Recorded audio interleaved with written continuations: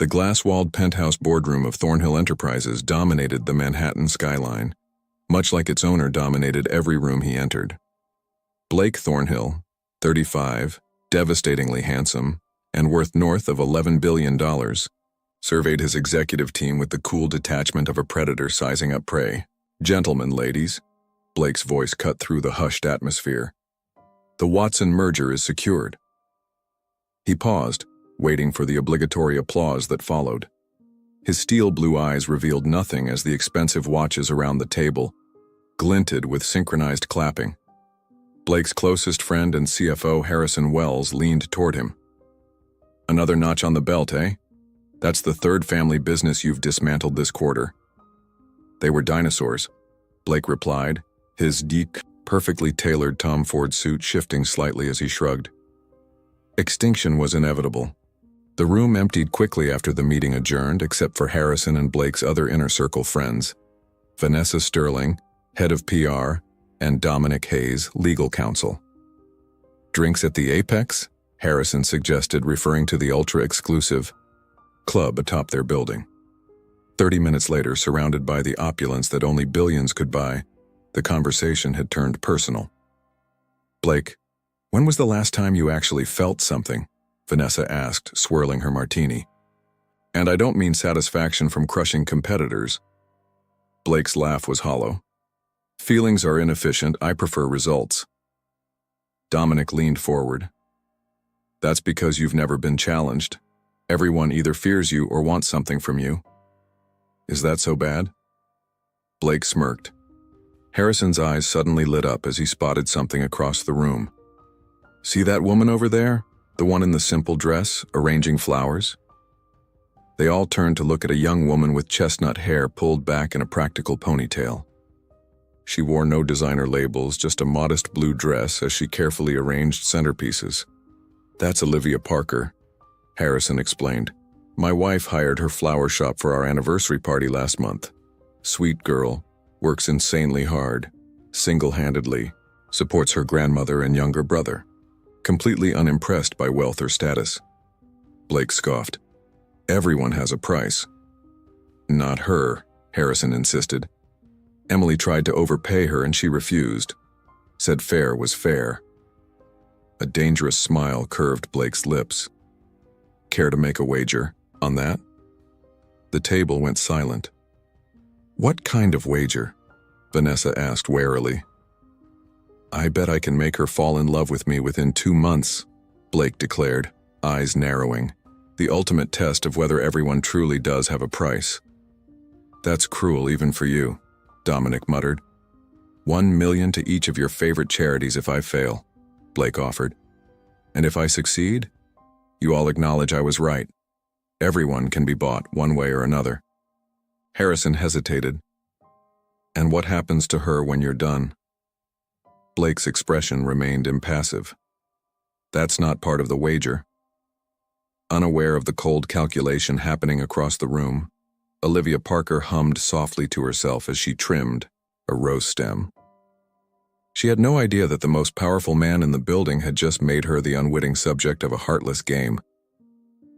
As Blake watched her work with genuine care and attention, something so foreign to his world of transactions and acquisitions, a tiny voice in the back of his mind wondered if perhaps he had finally met his match. He quickly silenced it. After all, he never lost. Never. The bell above petals and stems jingled as Olivia unlocked the front door at 5:30 a.m. The small flower shop occupied a modest corner in Greenwich Village, miles away from the gleaming skyscrapers of Midtown. The early morning quiet was her favorite time, just Olivia and her flowers preparing for the day ahead. "Good morning, lovelies," she whispered to a fresh shipment of peonies. At 28, Olivia had built this business from nothing after dropping out of business school to care for her grandmother, Rose, following her stroke. Her assistant, Mia, arrived an hour later. "Morning, boss. Oh, wait, before I forget, some guy called yesterday after you left. Super fancy. Wanted to talk about a substantial floral arrangement for something called the Thornhill Foundation Gala." Olivia nearly dropped her pruning shears. "Thornhill?" As in Thornhill Enterprises? That's the one. He left a number. Said it's urgent and the budget is, quote, unlimited. Olivia bit her lip. A contract like that could fund her grandmother's medical bills for months. Still, something felt off. Thornhill Enterprises has dozens of high-end vendors. Why call us? The bell jingled again. Both women turned to find a man standing in the doorway who seemed to have stepped straight from the pages of GQ. Blake Thornhill surveyed the modest shop with calculated interest. Ms. Parker? His voice was smooth, authoritative. I believe your assistant received my message. Olivia straightened, suddenly conscious of her soil-stained apron. Mr. Thornhill, this is unexpected. Please call me Blake. His smile didn't quite reach his eyes. I prefer to handle important matters personally. And flowers for your gala qualify as important matters? Olivia challenged, instinctively suspicious. Something flickered across Blake's face, surprise. No one spoke to him that way.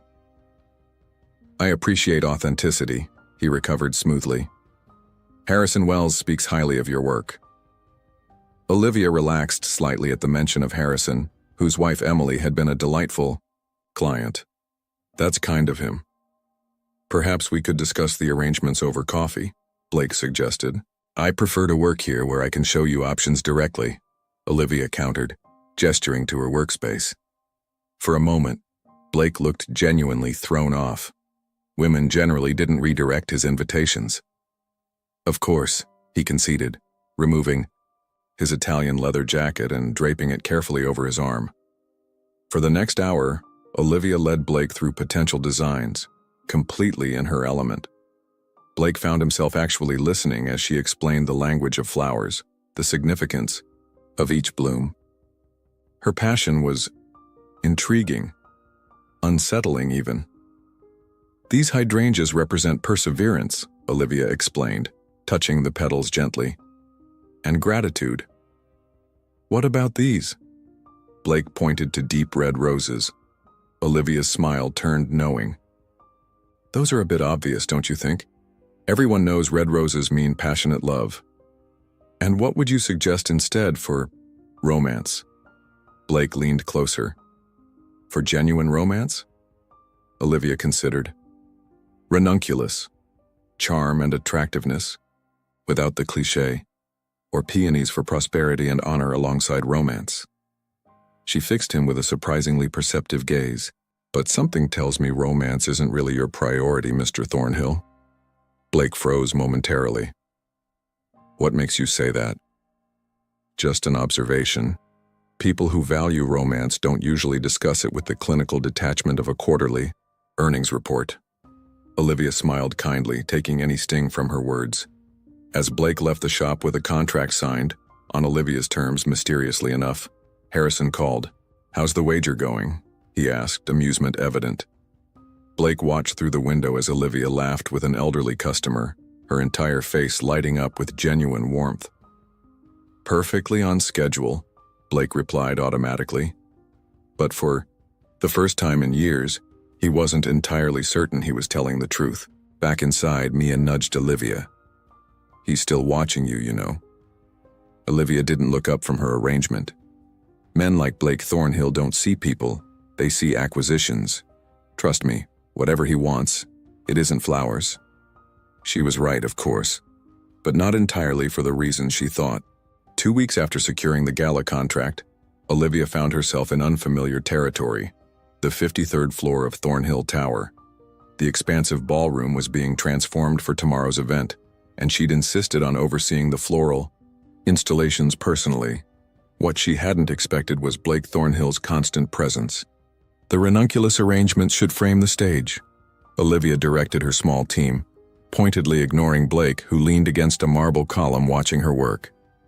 His assistant had informed her that he never took personal interest in gala preparations. Yet here he was, ostensibly reviewing security protocols but clearly distracted. You're unusually hands-on for a billionaire, Olivia finally remarked during a break, wiping her brow with the back of her hand. Don't you have companies to acquire or competitors to crush? Blake's lips quirked upward. Perhaps I find this more interesting. Flowers? Olivia raised a skeptical eyebrow. The person arranging them, he replied smoothly, offering her a bottle of water. Their fingers brushed during the exchange, and Olivia withdrew quickly. Mr. Thornhill, I thought we established you'd call me Blake. Blake, she corrected herself. Whatever this is, I'm not interested. His expression registered genuine surprise. This? The billionaire charm offensive, Olivia clarified. I've been around wealthy clients enough to recognize when I'm being cultivated. Blake studied her for a long moment. The script he'd mentally prepared suddenly seemed inadequate. Women typically fell over themselves to attract his attention. They didn't preemptively reject it. Have dinner with me tonight, he said abruptly, surprising himself with the directness. Olivia laughed, actually laughed in his face. The sound was so genuine that Blake found himself momentarily mesmerized instead of offended. I can't, she said, still smiling. I have family dinner every Thursday with Grandma Rose and my brother Charlie. It's non-negotiable. Before Blake could propose an alternative, his phone rang. The Watson merger was threatening to unravel. Scowling, he took the call, striding toward the exit. Fix it, he barked into the phone. Whatever it costs. When he returned 20 minutes later, Olivia was deep in conversation with Harrison, who had stopped by to check on the preparations. Really not what he seems, Harrison was saying. And what exactly am I not? Blake interrupted coldly. Harrison startled.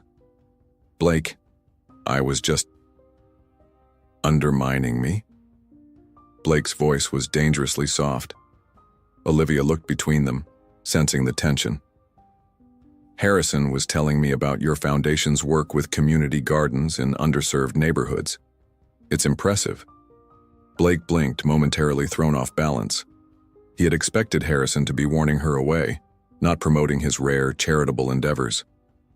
It was Emily's initiative originally, Harrison explained, but Blake provided the funding and infrastructure that made it viable. The PR benefits were worth the investment, Blake said dismissively. Olivia tilted her head. Is that really all it was? Because the program design seems remarkably thoughtful for a mere PR stunt. Something uncomfortable shifted in Blake's chest. The Foundation's urban garden initiative had been his idea, not Emily's, though he'd let Harrison take credit. He'd grown up with food insecurity before his meteoric rise, a fact known to virtually no one. You're overthinking it, Ms. Parker, he said coolly. Later that afternoon, as Olivia was packing up, her phone rang. It was her brother Charlie, panic evident in his voice. Liv, Grandma's had another episode. We're at Mount Sinai now. The doctor wants to run more tests, but our insurance is denying coverage again. Olivia's stomach dropped. I'm on my way. Tell them to run whatever tests she needs. I'll figure out the money. She ended the call, hands trembling as she quickly calculated what little savings she had against the probable hospital bills. Problem? Blake's voice startled her. She hadn't realized he was still in the ballroom. Nothing that concerns you, Olivia replied briskly, gathering her things. I'll have my team here early tomorrow for final touches. Blake stepped closer, his expression uncharacteristically uncertain. You look upset. Olivia hesitated. The last person she wanted to appear vulnerable in front of was Blake Thornhill, and yet something in his face seemed almost concerned. My grandmother's in the hospital, she finally admitted. I need to go. Take my car, Blake offered immediately. My driver can get you there faster than a taxi. I couldn't. It's just a car, Olivia, he said, his voice gentler than she'd ever heard it. Let me help. The simple kindness nearly undid her. She nodded, following him to the elevator.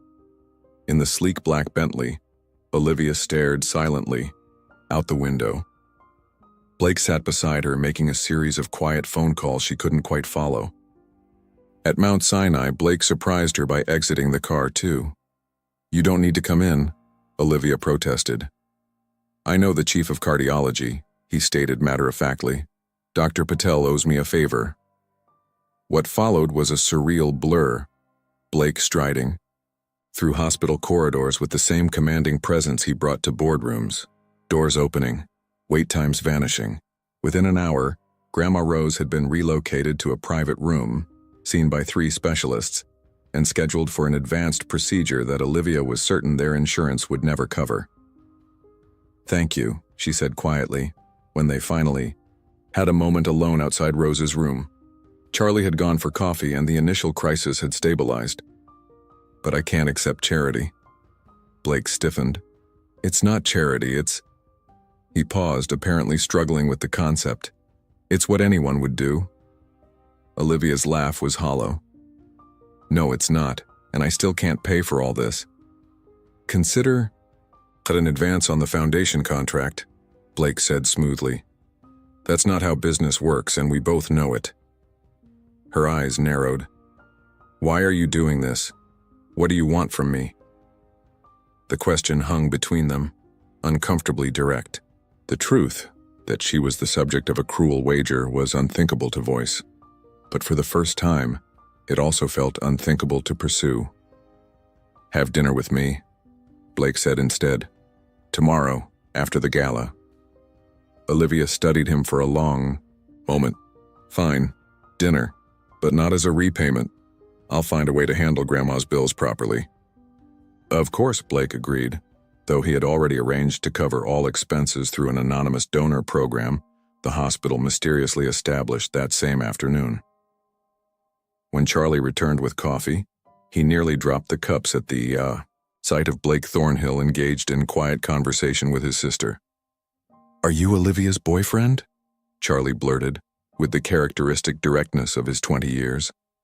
"No," Olivia said firmly, just as Blake answered. "We're getting to know each other." Their eyes met in a silent clash of wills. "I should check on our grandmother," Olivia said, breaking the tension and disappearing into Rose's room. Charlie eyed Blake suspiciously. "My sister works harder than anyone I know. She gave up everything to take care of us when our parents died." Blake nodded, unexpectedly affected by the young man's protective stance. "She's quite remarkable." "Yeah, she is. And she doesn't need some rich guy playing games with her." Blake's expression hardened. "What makes you think I'm playing games?" Charlie shrugged. "Guys like you always are. The question is whether you realize it yet." The words hit Blake with unexpected force. He opened his mouth to deliver a cutting retort, then closed it again as he caught sight of Olivia through the window, tenderly adjusting her grandmother's blankets. Back at his penthouse that night, Blake stared out at the city lights, glass of bourbon untouched in his hand. The wager now felt distant and distasteful, though he couldn't pinpoint exactly when the shift had occurred. His phone buzzed with a text from Vanessa. "How's Operation Heartbreak going? Has she fallen for Prince Uncharming yet?" Blake set the phone down without replying. For the first time in his meticulously controlled life, he wasn't following the plan. And even more disturbing, he wasn't sure he wanted to anymore. The Thornhill Foundation Gala transformed the tower's ballroom into an enchanted garden. Olivia's vision had manifested in cascading arrangements of white ranunculus, blush peonies, and delicate greenery that seemed to defy gravity as they spiraled around marble columns. The city's elite mingled beneath crystal chandeliers, checkbooks open for the Foundation's Urban Garden Initiative. Blake stood at the center of it all, immaculate in a bespoke tuxedo, playing the role of gracious host with practiced ease. But his eyes continually drifted to the entrance. "She'll be here," Harrison murmured, appearing at his elbow with 2 flutes of champagne. "Though I've never seen you this distracted by a woman before." Blake accepted the champagne without comment. "Or is it that you're worried about losing our wager?" Harrison pressed, studying his friend closely. Something flashed in Blake's eyes. Irritation? Guilt? Or perhaps both. "The wager is proceeding as expected." "Is it?" Harrison sounded skeptical. "Because from where I stand, it looks like Olivia Parker is changing the terms of engagement." Before Blake could respond, Dominic approached with a statuesque blonde on his arm. Blake, you remember Victoria Astor from the Astor Media Group? Victoria extended a manicured hand, her smile predatory. Blake, darling, I've been trying to arrange a dinner with you for months. Victoria, Blake acknowledged with cool politeness, but his attention was captured by a figure at the entrance. Olivia had arrived, looking transformed in a simple emerald gown that hugged her curves before flowing gracefully to the floor. Her chestnut hair was styled in loose waves and she wore minimal jewelry, just small pearl earrings that had belonged to her mother. Among the glittering socialites dripping with diamonds, she radiated an effortless elegance that made the others look overdone. Blake excused himself abruptly, leaving Victoria mid-sentence. That was rude, even for you, Olivia remarked as he reached her, though her eyes sparkled with amusement. You look beautiful, Blake said simply, surprising himself with his sincerity. A faint blush colored her cheeks. Thank you. The flowers turned out well, don't you think? They're perfect. But he wasn't looking at the flowers. They moved through the gala together, an unlikely pair that nonetheless commanded attention. Blake introduced her to potential clients, his hand resting lightly on the small of her back. Olivia charmed everyone with her genuine warmth and passion for her work. Your date is refreshing, commented Eleanor Winters, chair of the hospital board and a notoriously tough critic. Where on earth did you find a woman who actually has something interesting to say, Blake? I'm not his date, Olivia corrected, politely. I'm the florist. Even more intriguing, Eleanor replied with approval. Blake, do bring her to the hospital fundraiser next month. We need fresh blood on the committee. As the evening progressed, Blake found himself genuinely enjoying Olivia's company. Her observations were insightful, her laugh infectious. The calculated seduction he had planned felt increasingly distasteful. During a quiet moment as the orchestra played, Blake led Olivia onto a secluded terrace overlooking the city. The night air was cool, stars barely visible above the urban glow. You've been unexpectedly kind about my grandmother, Olivia said, breaking the comfortable silence. Charlie told me you've visited her twice this week. Blake shifted uncomfortably. She's an interesting woman. She also said you've been playing chess with her and losing deliberately. Olivia's eyes twinkled, which I find hard to believe given your reputation for ruthless competition. Your grandmother is surprisingly strategic, Blake deflected, unwilling to admit he enjoyed the elderly woman's no-nonsense wisdom and stories about Olivia's childhood. Olivia studied him thoughtfully. You're not what I expected, Blake Thornhill. And what did you expect? Someone colder. More calculating. She turned to face the cityscape.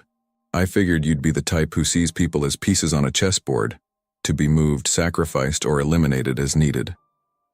Blake flinched inwardly at how accurately she had described the man he'd been just 3 weeks ago, the man who had made that heartless wager. Perhaps I was, he admitted quietly. Once. Something in his tone made Olivia turn back to him, searching his face. For once, Blake allowed his mask to slip, revealing a glimpse of vulnerability. The moment stretched between them, charged with unspoken possibility. Blake leaned closer and Olivia didn't pull away. There you are. Vanessa's voice shattered the moment as she burst onto the terrace, already slightly intoxicated. Blake, darling, you simply must… Oh. She stopped short at the sight of Olivia. You must be the infamous florist. Olivia Parker. Olivia, confirmed, extending her hand. Vanessa took it, her smile not reaching her eyes. Fascinating. And how is our little wager progressing, Blake? Has she fallen madly in love with you yet? The deadline's approaching, isn't it? The blood drained from Blake's face. Vanessa, he warned sharply, but the damage was done.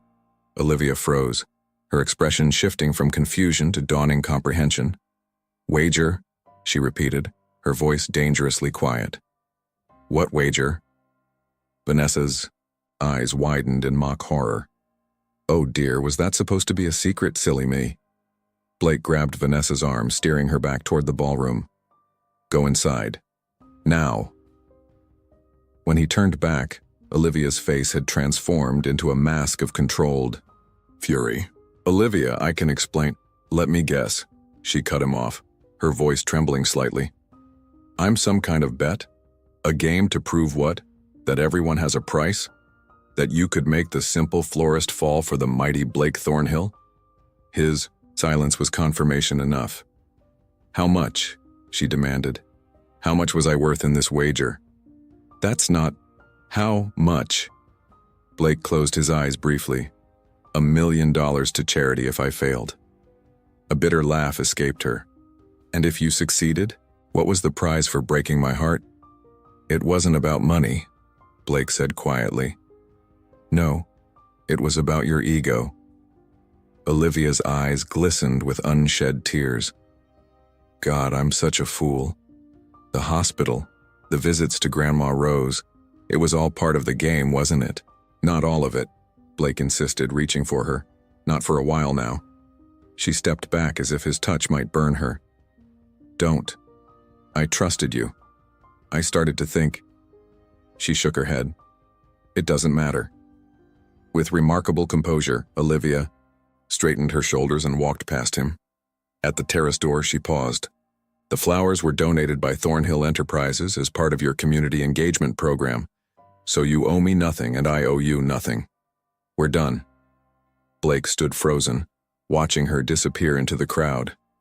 The hollow feeling in his chest was unlike anything he'd experienced, worse than any failed deal or financial loss. Inside, Harrison intercepted him. What happened? Olivia just left looking upset. Vanessa told her about the wager, Blake said flatly. Harrison winced. Deliberately? Does it matter? Blake's voice was devoid of emotion. The wager's off, I've lost. Have you? Harrison studied his friend. Or have you actually found something worth more than winning? Later that night, after the last guest had departed, Blake sat alone in his penthouse. On the coffee table lay a single ranunculus bloom that had fallen from one of Olivia's arrangements. Charm and attractiveness without the cliché, she had said. For the first time in his adult life, Blake Thornhill had no strategy, no calculated next move. He had built an empire on the principle that everything and everyone had a price, that emotions were inefficient, that vulnerability was weakness. And now, faced with the prospect of losing something genuinely priceless, he realized how deeply wrong he had been. 2 weeks passed with no word from Olivia. Blake had sent flowers, rejected, attempted calls, unanswered. Even a handwritten apology letter, returned unopened. For the first time in his life, his money and power had proven completely useless. Blake sat in his office, staring unseeing at Manhattan's skyline. The Watson merger had closed successfully, adding another billion to his fortune, but the victory felt hollow. You look terrible, Harrison observed, entering without knocking. When's the last time you slept? Blake didn't bother to answer. The board's concerned. You've missed 3 meetings this week. Let them be concerned, Blake replied flatly. Harrison sighed, taking a seat across from him. You know, most people would just move on.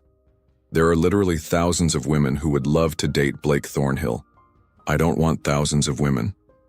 The simple truth hung in the air between them. Then fight for her, Harrison said. The Blake I know doesn't give up when something matters. She won't even talk to me. So make her listen. Harrison leaned forward. Look, what you did was awful. You deserve her rejection. But if you truly care about her... I love her. Blake interrupted, looking almost surprised at his own admission. Harrison's eyebrows shot up. Well, that's... unexpected. Believe me, I know. Blake ran a hand through his disheveled hair. I made that wager because I thought everyone could be bought. I thought love was just another transaction. He laughed bitterly. The cosmic irony isn't lost on me. So what are you going to do about it? Blake's eyes refocused, something of his old determination returning. Whatever it takes. At Petals and Stems, Olivia arranged sunflowers with mechanical precision. The cheerful blooms seemed to mock her somber mood. Another delivery, Mia announced, carrying in a small package. Not flowers this time, Send it back, Olivia said tiredly. She'd returned every gift from Blake. Elaborate arrangements, a rare botanical book, even a donation to her grandmother's medical fund. It's not from him, Mia clarified. It's from Harrison Wells. Curious despite herself, Olivia opened the package. Inside was a USB drive and a note. Some context you should have. Not excusing what he did, but truth matters. That evening, after closing the shop, Olivia finally plugged the drive into her laptop. It contained a single video file, security footage from the Apex Club dated 2 months earlier. With growing disbelief, she watched the scene unfold. The initial wager, yes, but also conversations she hadn't been privy to. Blake's actually visiting her grandmother, Dominic said incredulously. When was the last time he voluntarily spent time with anyone over 30 who wasn't a business contact? Harrison shrugged. He ordered his team to find the top cardiac specialist in the country for her treatment. That could still be part of the game, Vanessa argued. The game changed weeks ago, Harrison replied. You know it, I know it. The only person who doesn't seem to know it is Blake. The footage continued, jumping to different dates, revealing fragments of Blake's transformation. His growing distraction in meetings when texting with Olivia, defending her to Victoria Astor, who had made a disparaging comment about the help, a heated argument with Vanessa the day after the gala. You deliberately sabotaged me, Blake accused. I did you a favor, Vanessa retorted. This little infatuation was making you weak. You had no right. We had a wager, Blake. Since when do you care about some nobody's feelings? Blake's voice turned dangerously cold. Don't ever speak about her that way again, and I want your resignation on my desk tomorrow. Olivia sat back, emotions warring within her. The wager had been real, the deception cruel. But something else had been real too, something neither of them had anticipated. Her phone rang, startling her. It was Charlie. Liv, you need to come to Grandma's right now. Is she okay? Olivia asked, instantly alert. She's fine, better than fine, but you need to see this. 20 minutes later, Olivia's taxi pulled up to her grandmother's modest apartment building in Queens. As she approached the entrance, she stopped short. The entire street was transformed. Every tree lining the block was adorned with thousands of tiny white lights. Floating lanterns illuminated a path leading to the building's entrance, where ranunculus and peonies formed an archway. Heart-hammering, Olivia followed the path of flowers inside and up the stairs. More blooms lined the hallway to her grandmother's apartment, their sweet scent filling the air. Charlie opened the door before she could knock. He's been here since dawn, he whispered. Grandma's loving it. In the living room, Rose sat regally in her favorite armchair, looking healthier than she had in months. Across from her was Blake, Thornhill, looking decidedly un-billionaire-like in jeans and a simple button-down shirt, his hair slightly disheveled. Checkmate, Rose announced triumphantly. That's 3 in a row, young man. Blake shook his head in genuine amazement. You're formidable, Mrs. Parker. And you're out of practice, Rose retorted good-naturedly. Too used to people letting you win. Grandma, Olivia interrupted softly. Both heads turned. Blake stood, immediately, hope and uncertainty warring in his expression. Rose assessed the tension between them. Charlie, I suddenly need tea from that shop across town, the one that takes at least an hour round trip. But we have tea right... Ow! Charlie rubbed his arm where Rose had pinched him. Right, that's special tea. Coming right up. He grabbed, his jacket giving Olivia an encouraging squeeze on his way out. When the door closed, silence stretched between them. I thought I was clear about not wanting any more grand gestures, Olivia finally said. This isn't a gesture. Blake stepped closer. This is me, stripped of all the pretense. No games, no wagers, no Blake Thornhill, CEO, just me. And who is that exactly? Because I'm not sure I ever met the real you. Blake took a steadying breath. Neither had I, until I met you. He gestured helplessly. I've spent my life believing everything was transactional, that vulnerability was weakness, that letting people in only gave them power to hurt you. So what changed? Olivia asked softly. You. His voice cracked slightly. You changed everything. And I know I have no right to ask for another chance. I know what I did was unforgivable. Then why are you here? Because even though I don't deserve forgiveness, I had to tell you the truth. Not about the wager. You already know that part. He moved closer, close enough that she could see the sincerity in his eyes. The truth that somewhere between the ranunculus and the chess games with your grandmother, I fell completely in love with you. Olivia's breath caught. I love your passion and your integrity. I love how you put family above everything. I love that you were never impressed by my money or my power, that you saw through all of that to the broken person underneath.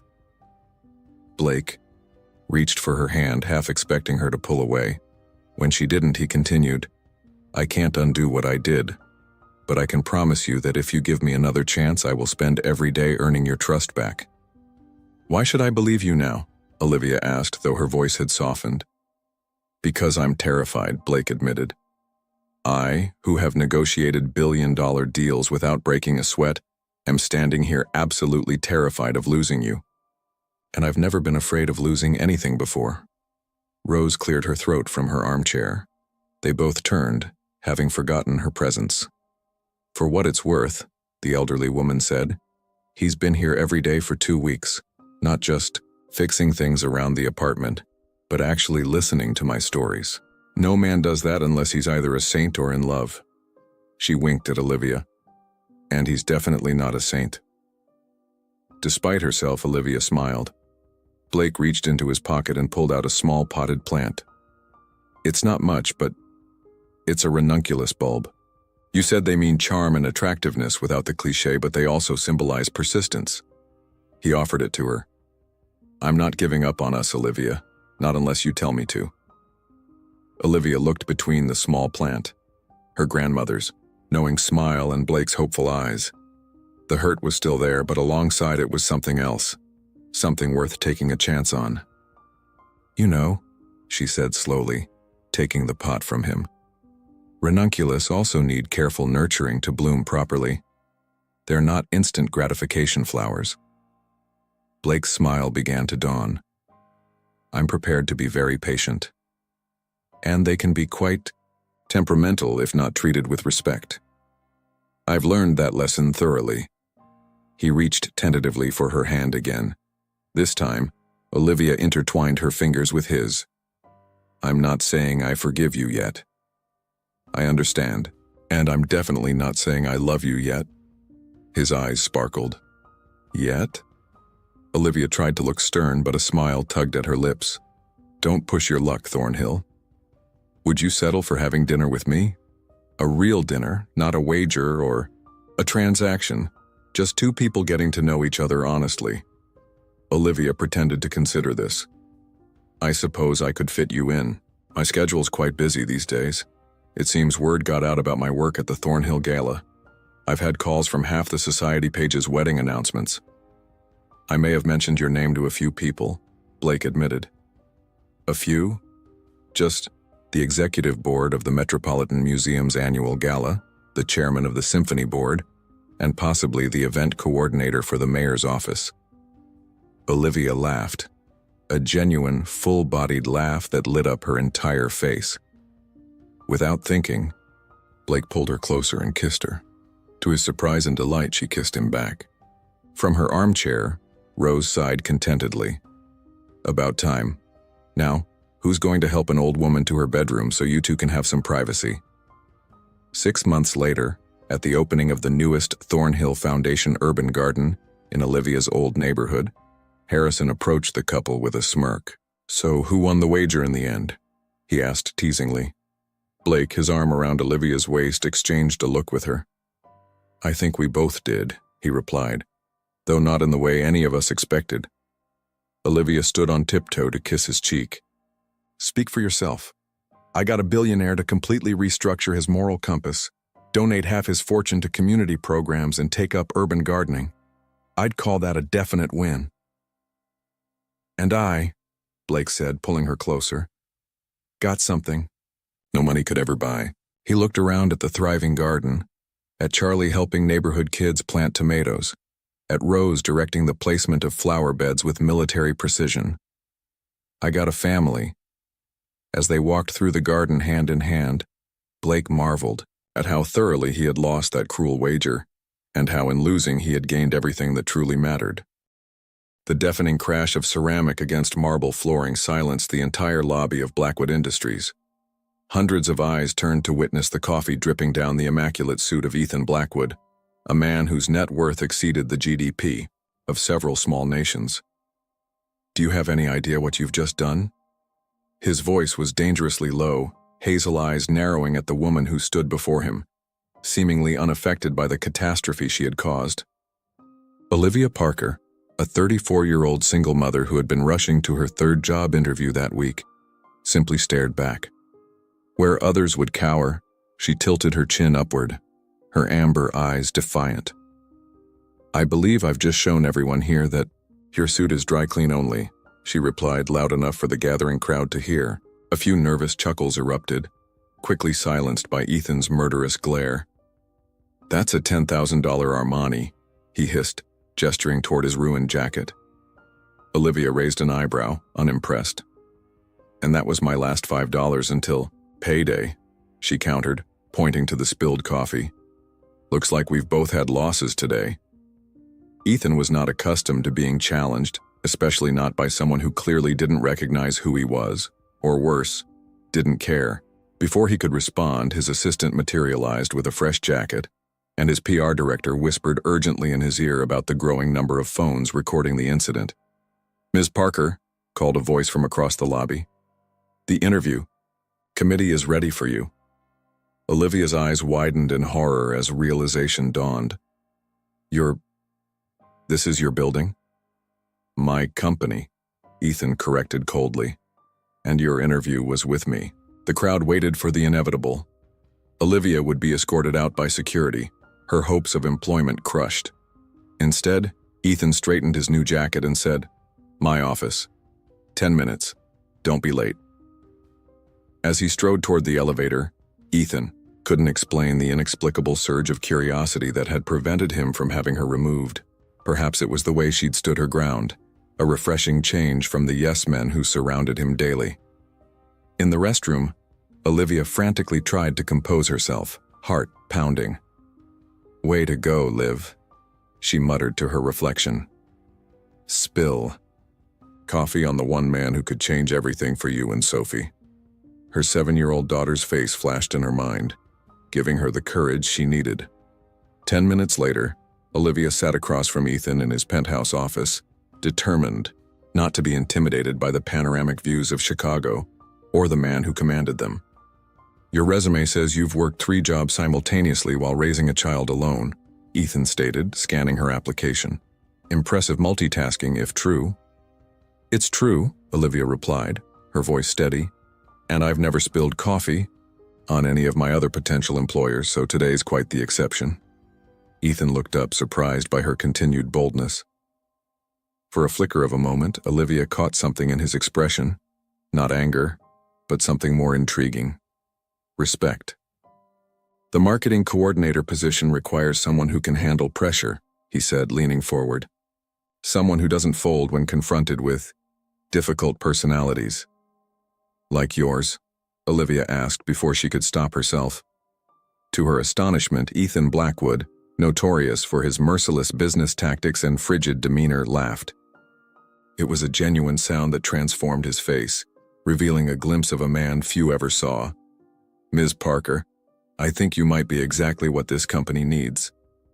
As Olivia left Blackwood Industries that afternoon with a job offer, neither she nor Ethan could have predicted how their worlds, so dramatically different, were about to become inextricably intertwined, or how the man known as the Ice King of Michigan Avenue would soon be melted by a single mother who had nothing to lose but her heart.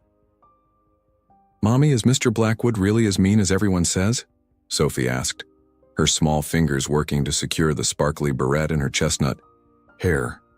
Her wide eyes watched Olivia through the bathroom mirror. Olivia paused midway through applying mascara. 3 weeks had passed since the infamous coffee incident, and her position at Blackwood Industries had proven both challenging and unexpectedly rewarding. The question, however, caught her off guard. "Where did you hear about Mr. Blackwood, sweetie?" Mrs. Watkins said her husband got fired by him and that he eats people's dreams for breakfast. Sophie reported matter-of-factly. "Do dreams taste good?" Olivia stifled a laugh. "Dreams are not for eating, and Mr. Blackwood is—" She searched for an appropriate description. "He's complicated." Complicated was an understatement. Ethan Blackwood possessed a brilliant mind for business and absolutely no patience for inefficiency. His reputation as the Ice King was well-earned, most days. But Olivia had witnessed flashes of something else, moments when his carefully constructed facade cracked, revealing glimpses of genuine humanity, like yesterday when she'd caught him personally delivering a bouquet to the elderly receptionist on her 70th birthday, or last week, when he'd quietly approved an emergency leave for an employee whose child was hospitalized, with full pay, something company policy explicitly prohibited. "Is he your boyfriend?" Sophie's question jolted Olivia back to reality. "What? No, he's my boss, Sophie." "That would be inappropriate, complicated, impossible. That would be unprofessional." Sophie shrugged with the simple logic of childhood. "Daddy was your boss, once." Olivia's ex-husband, who had decided family life was too constraining for his creative spirit, remained a sore subject. "That was different," she said firmly. "Now hurry up, or we'll be late for the sitter." Downtown, Olivia raced through the gleaming lobby of Blackwood Tower, mentally reviewing her presentation for the executive meeting. Her marketing strategy for the company's new sustainable technology line was bold, possibly too bold for traditionalists, like CFO Victor Harrington, who seemed determined to undermine her at every turn. "Parker!" a voice barked as she exited the elevator.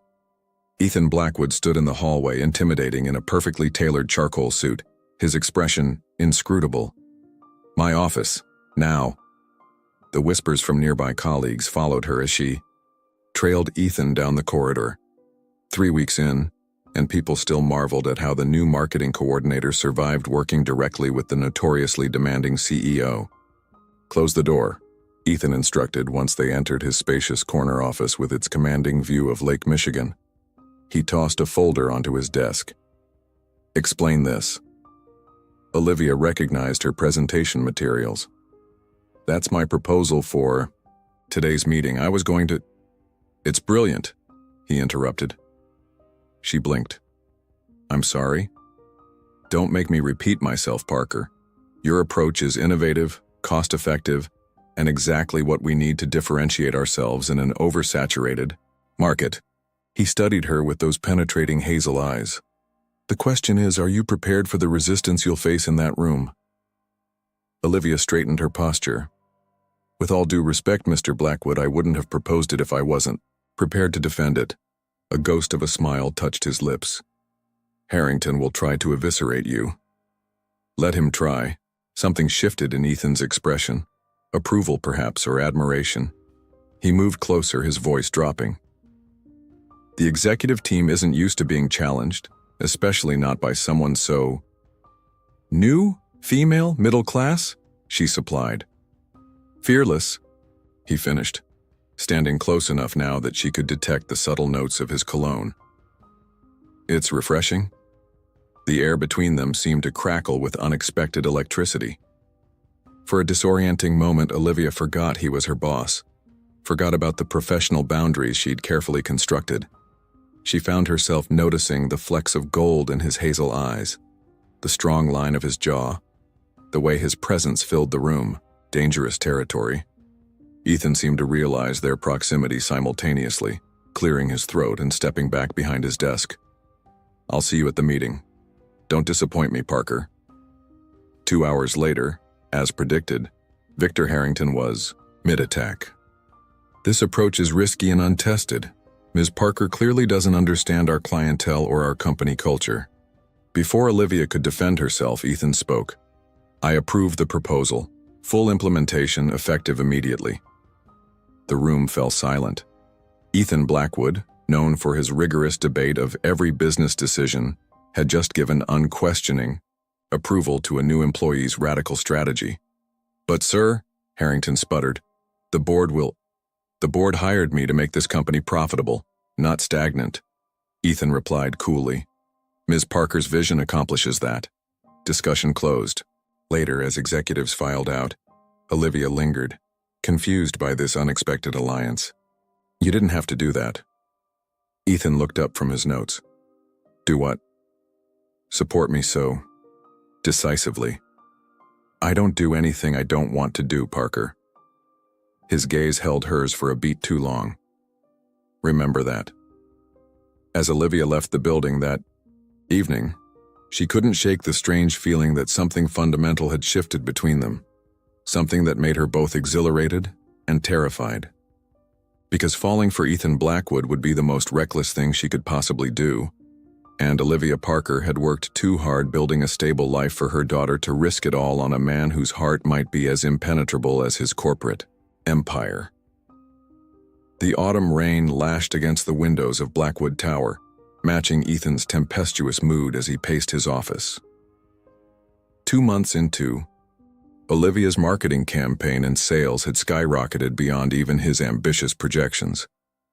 The board was ecstatic, investors were calling, and Victor Harrington was conspicuously silent.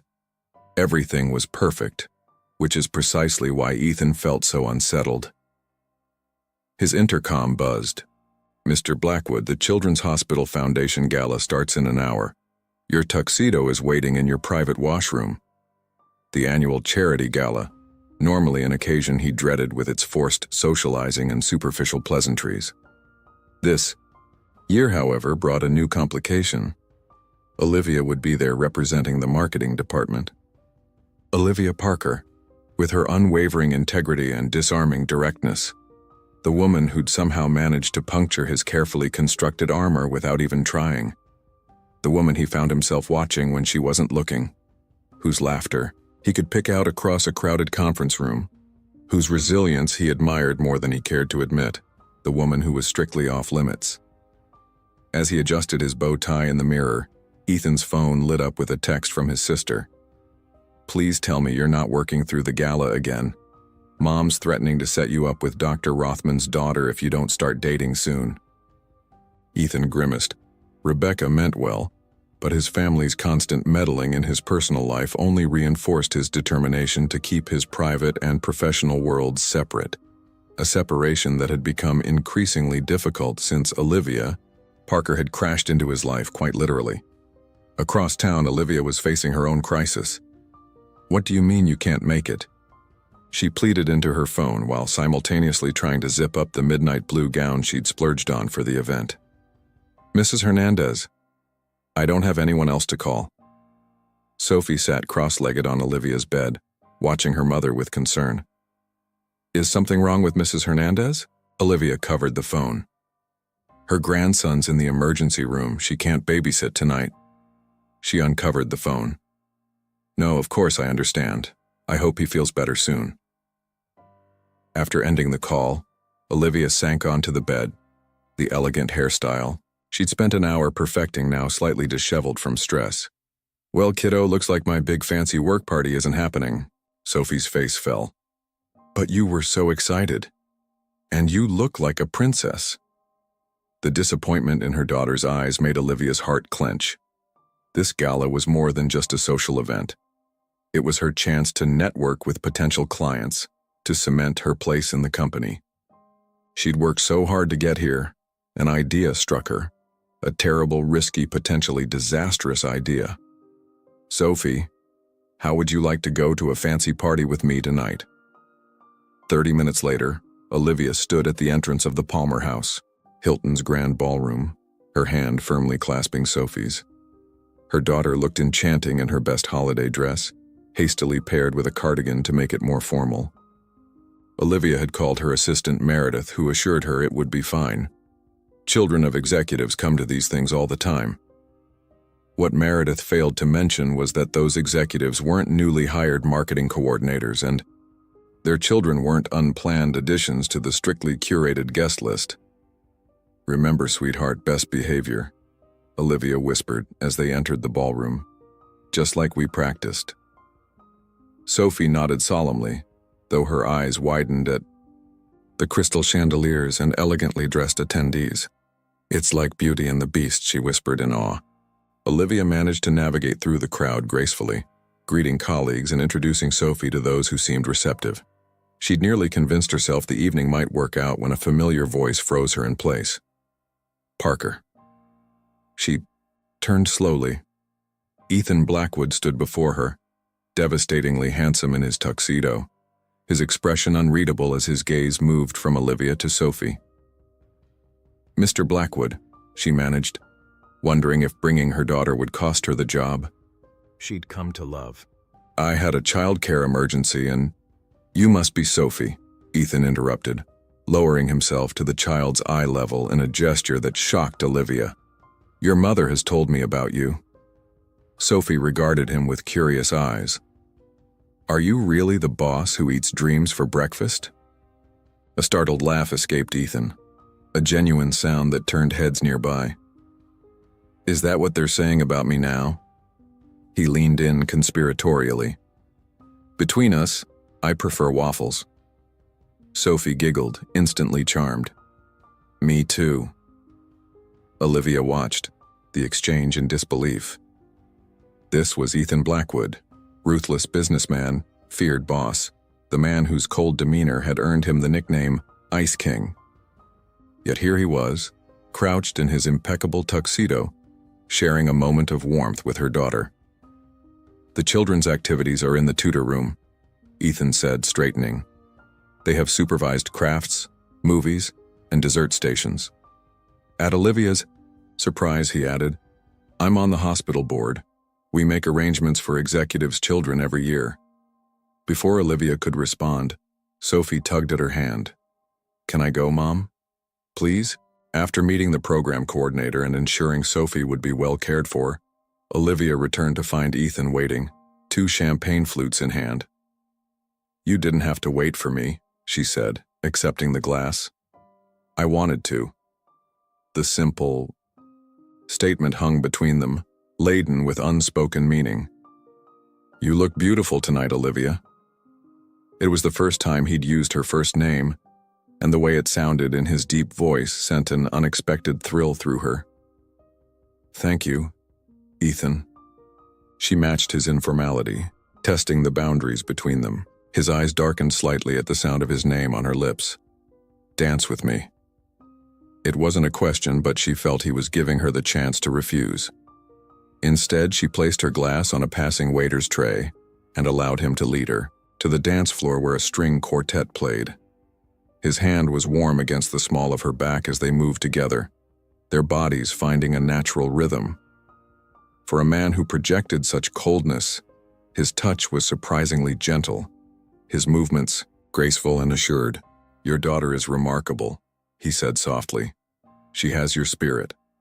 "She's everything to me," Olivia replied. "After her father left, I promised myself I'd create a stable life for her, no matter what." Something flashed in Ethan's eyes. Understanding, perhaps, or shared pain. "My father walked out when I was 12, left my mother with 3 children and a mountain of debt." The confession stunned her. In all the profiles and interviews she'd read about him, Ethan Blackwood's family history remained vague, his private life closely guarded. "Is that why you—" she hesitated. "Built walls so high no one could scale them?" He finished for her, his voice low. "Partly. Success is the best revenge, or so I told myself."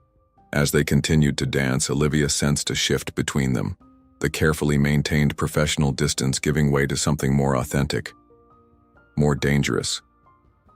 "And has it been? Revenge, I mean." Ethan's gaze was intense, searching. "It was enough, until recently."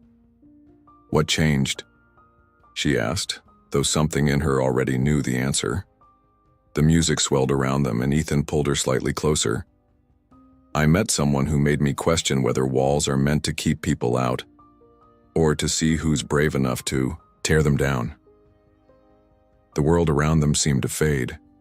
The glittering ballroom, the other dancers, the corporate politics, all receding until there was only this moment, this dance, this undeniable connection between two people who'd found each other against all odds.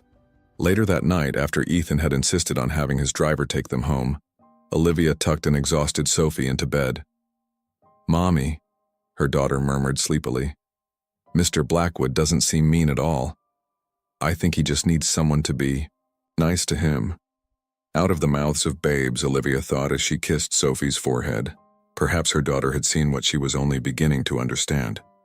Beneath Ethan Blackwood's forbidding exterior beat a heart capable of extraordinary tenderness, if only someone had the courage to claim it. And as she drifted to sleep, that night still wrapped in the lingering scent of his cologne, Olivia wondered if she might be that someone, and if she was brave enough to risk everything for the chance. The pristine Chicago snow fell in gentle flurries outside Ethan Blackwood's penthouse windows, transforming the city into a winter wonderland. 3 weeks had passed since the charity gala, 3 weeks of lingering glances, accidental touches, and a palpable tension that neither Ethan nor Olivia acknowledged openly. Inside, the warm glow of the fireplace cast dancing shadows across Ethan's spacious living room, where papers and presentation boards were scattered across his custom Italian marble coffee table. It was Saturday evening, and against all company precedent, the CEO and his marketing coordinator were working from his home to finalize their pitch for Blackwood Industries' biggest potential client to date. "If we land the Nakamura account, we'll revolutionize sustainable technology implementation across North America," Ethan said, loosening his tie as he poured 2 glasses of aged Bordeaux. He'd discarded his suit jacket hours ago, his sleeves rolled up to reveal strong forearms, a rare display of casualness that Olivia found distractingly appealing. "When we land the account," she corrected, accepting the wine with a smile that made Ethan's heart stutter in his chest. "Your engineers have created something revolutionary, and our presentation will make that impossible to ignore." Her confidence was one of countless things he'd come to admire about her. 3 months ago, he wouldn't have believed a single person could transform his company's culture and his own outlook so profoundly. "I've never met anyone like you," he said quietly, the words escaping before he could contain them. Olivia looked up, startled by the unexpected confession. In the firelight, Ethan appeared different, his features softer, more vulnerable than the imposing figure who commanded boardrooms and intimidated executives. Here, in this private sanctuary high above the city, he was simply a man, one whose carefully constructed walls were visibly crumbling. "I should call Sophie to say goodnight," she said, suddenly nervous about the intimacy of the moment. She glanced at her watch. "Her sitter will be putting her to bed soon." Ethan nodded, grateful for the momentary reprieve from the intensity between them. As Olivia stepped onto his balcony for privacy, he found himself drawn to a framed photograph she'd placed in her portfolio, Sophie grinning widely, missing her 2 front teeth, arms wrapped around her mother's neck. He studied the image, a bittersweet ache spreading through his chest. Olivia and Sophie had a bond he recognized but had never experienced, the unconditional love his own father had been incapable of providing. The kind of love that had seemed a weakness in his relentless pursuit of success, but which now appeared to be the greatest strength of all. When Olivia returned, cheeks flushed from the cold, she found Ethan staring at the photo, his expression unguarded. "She asked if you were there," Olivia said softly. Ethan looked up. "Sophie?" Olivia nodded, settling beside him on the plush sofa. "She's taken quite a shine to you since the gala. This morning she announced she's going to be a boss who's nice to people when she grows up." A smile transformed Ethan's face. "She's extraordinary, like her mother." "Ethan." Olivia's voice held a warning, though whether for him or herself, she wasn't certain. "We've been avoiding this," he said, setting his wine glass down and turning to face her fully. Whatever this is between us. Olivia's heart raced. You're my boss. I'm more than that, and you know it. It's complicated. Life is complicated, he countered. That doesn't mean we shouldn't live it. Their eyes locked, the air between them charged with possibility and fear in equal measure. I have Sophie to think about, Olivia whispered. I can't risk her getting attached to someone who... She hesitated. Who might leave? Ethan finished for her, understanding dawning in his eyes. Like her father did. Like my father did. Olivia nodded, the vulnerability of the admission burning her throat. Ethan moved closer, his voice low and fervent. I am not your ex-husband, Olivia, nor am I my father. I've spent 15 years building walls to protect myself from feeling anything that might distract me from success. And then you crashed into my life, literally. And suddenly those walls didn't seem like protection anymore. They felt like a prison. He took her hand, his touch sending warmth cascading through her.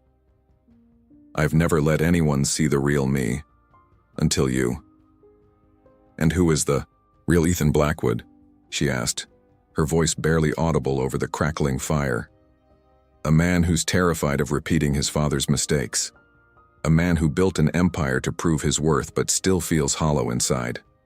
A man who, for the first time in his life, wants something more valuable than success. He brushed a strand of hair from her face, his fingers lingering on her cheek. A man who's falling in love with you. The confession hung in the air between them, irrevocable and transformative. For a moment, neither moved, the weight of his words settling around them like the snow blanketing the city. Then Olivia closed the distance between them, her lips meeting, his in a kiss that began hesitantly but quickly deepened with months of suppressed longing. Ethan's arms encircled her, drawing her closer, as if afraid she might disappear if he didn't hold on tightly enough. When they finally parted, breathless, Ethan rested his forehead against hers. I'm not good at this, he admitted. Relationships, vulnerability. I'll make mistakes. So will I, she said. I'm terrified too, Ethan. But maybe that's how we know it matters. A sharp knock at the door interrupted them, followed by the electronic beep of Ethan's security system. Disengaging. Before either could react, the door swung open. Surprise, brother dear. Mom sent me to drag you to... Rebecca Blackwood stopped abruptly, taking in the scene before her. Her notorious workaholic brother entwined with a beautiful woman on his sofa, presentations forgotten, wine glasses abandoned. Her shock quickly gave way to delight. Well, well. This explains why you've been so distracted lately. Ethan rose, maintaining a protective stance near Olivia. Rebecca, this is Olivia Parker, my marketing coordinator, Olivia supplied, extending her hand with as much dignity as she could muster. Rebecca's knowing smile suggested she wasn't fooled. And I suppose all your employees get private strategy sessions in your penthouse on Saturday nights? Rebecca, Ethan warned, though without real heat. He turned to Olivia. My sister has always excelled at inappropriate timing. It's a gift, Rebecca agreed cheerfully. Mom sent me to drag you to Sunday brunch tomorrow since you've missed the last 3 family gatherings, but clearly you've been otherwise engaged. She eyed Olivia with unabashed curiosity. You should join us. I'd love to hear how anyone managed to crack my brother's titanium exterior. I couldn't possibly intrude on a family event, Olivia began, but Rebecca waved her objection away. Nonsense. Mom will be thrilled, and please tell me you have a child for her to spoil? She's been desperate for grandchildren, and this one, she jerked a thumb at Ethan, has been a tremendous disappointment in that department. Rebecca! Ethan's exasperation was palpable, though Olivia detected an undercurrent of affection beneath it. I have a daughter, Olivia found herself saying. Sophie. She's 7. Rebecca's eyes lit up. Perfect. Bring her too. Harrison will be there with the twins so she'll have playmates. She clapped her hands decisively. That's settled then. Tomorrow at 11, Mom's house in Lake Forest. With a conspiratorial wink at Olivia, she added, "Don't worry, we're much nicer than this grump. Though it seems you've discovered his better side already." After extracting promises of attendance and planting air kisses on both their cheeks, Rebecca swept out as dramatically as she'd arrived, leaving a stunned silence in her wake. Ethan ran a hand through his hair, a rare gesture of discomposure. "I apologize for my sister. Subtlety has never been her strong suit." "She seems wonderful," Olivia said, genuinely charmed by the glimpse into Ethan's family life. "You never mentioned having nieces or nephews." "The twins are 4. Harrison is my younger brother, the sensible one who became a pediatric surgeon instead of a corporate shark, as my mother likes to say." His smile was wry. "You don't have to come tomorrow. Rebecca is a force of nature, but you can say no." Olivia considered for a moment, weighing the implications. Meeting his family would accelerate whatever was happening between them, pushing it into territory that couldn't be easily dismissed as a momentary lapse in judgment. Yet the thought of retreating now, of denying the connection they'd finally acknowledged, seemed impossible. "I'd like to come," she said softly. "Sophie too, if that's okay." The relief and joy that transformed Ethan's expression told her everything she needed to know. He pulled her close again, his kiss tender yet passionate, a promise of things to come. "I should go," she whispered against his lips, though her body betrayed her words by leaning closer. "We have a big day tomorrow." "Stay," he murmured, his voice rough with emotion. "Not for... I just want to hold you, to know this is real." The request, so vulnerable from a man who prided himself on strength, melted the last of her reservations. That night, Olivia fell asleep in Ethan's arms, her head resting on his chest, his heartbeat a steady rhythm beneath her ear. For the first time in years, both felt the stirrings of a long-forgotten sensation: home. Sunday brunch brought unexpected joy as Sophie charmed the entire Blackwood family, particularly Ethan's mother, Catherine, who declared her absolutely perfect. The twins immediately adopted Sophie as their leader, following her throughout the sprawling Lake Forest estate on imaginary adventures. And as Ethan stood on the terrace watching Olivia laugh with his siblings, he realized that the empire he'd built, the wealth, power, and success he'd pursued so relentlessly, paled in comparison to the simple perfection of this moment. 2 months later, Olivia and Sophie moved into the penthouse, filling Ethan's precisely ordered world with laughter, stuffed animals, and finger paintings on his refrigerator. The man once known as the Ice King of Michigan Avenue was now spotted, building snowmen in the park, attending school plays, and smiling, actually smiling in public. Blackwood Industries thrived under their combined vision, their complementary strengths creating a company culture that valued both innovation and humanity. The Nakamura account was just the beginning of a new era of success, one measured not just in profits but in purpose. And on a snowy Christmas Eve, as Sophie slept surrounded by twinkling lights and anticipated magic, Ethan knelt before Olivia with a diamond ring and a promise. "You crashed into my life and spilled coffee all over my defenses," he said, his voice thick with emotion. "You and Sophie showed me what really matters. Will you make me the happiest man in Chicago and become my wife?" Through tears of joy, Olivia whispered the simplest and most profound word of her life: "Yes." For sometimes the most beautiful love stories begin with a collision and end with two hearts that were always meant to find each other, no matter the odds.